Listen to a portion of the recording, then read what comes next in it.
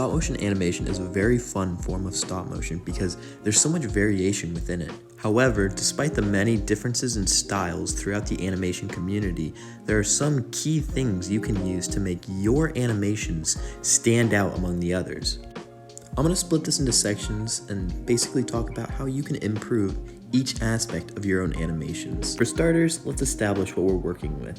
Just for baseline, I'm going to be using Stop Motion Studio to animate and Video Leap to edit. What's great about Stop Motion Studio is that you can basically adjust all the settings to your preferences.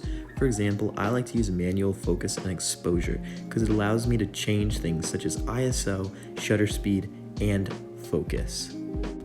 Now, most of these features are actually pretty self-explanatory. ISO determines how much light enters the aperture, and your shutter speed determines how fast your camera takes each photo.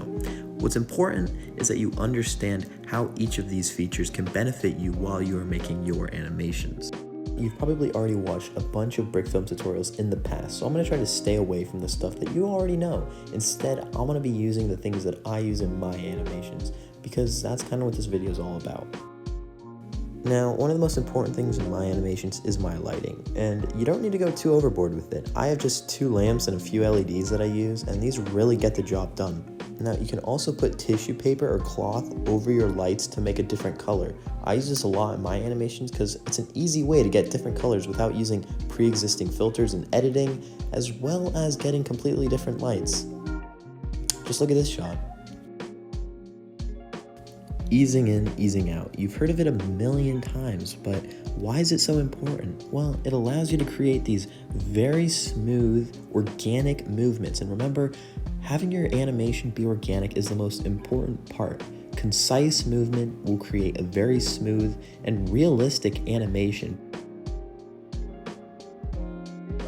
Now, it's also important to look back at what you're animating. Look at the different sections, whether it be the head, the arms, the legs, and determine how exactly your figure is supposed to move. These 2 animators are really good at this type of thing. I suggest you go and watch their videos because they know what they're doing. Now, why am I making this video? Well, a lot of people want to know how I make my animations so smooth, and to be frank, it's your frame rate. I use 15 frames per second, which is pretty average, but when you have the concise movement and the easing in and easing out at play, all of it just looks 10 times better. Once you achieve this, you're able to create organic movement, and although it's a lot more timely than making a, let's say, 12 frames per second animation, you still get that nice effect. Editing is important because it heightens the experience of your animation. For example, you're more likely to enjoy an animation if it has audio and fun visuals than if it doesn't. Here's just a quick look at my editing software and some of the stuff you can add while you're creating your stop motions.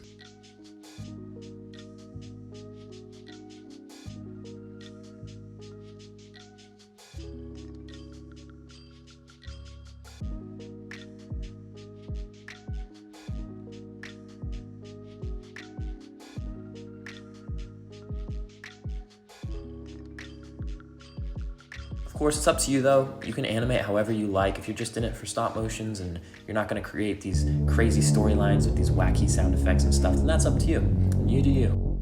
All in all, there's only so much you can really do to improve your animations. I suggest you watch other videos and practice, and sooner or later, you'll get better.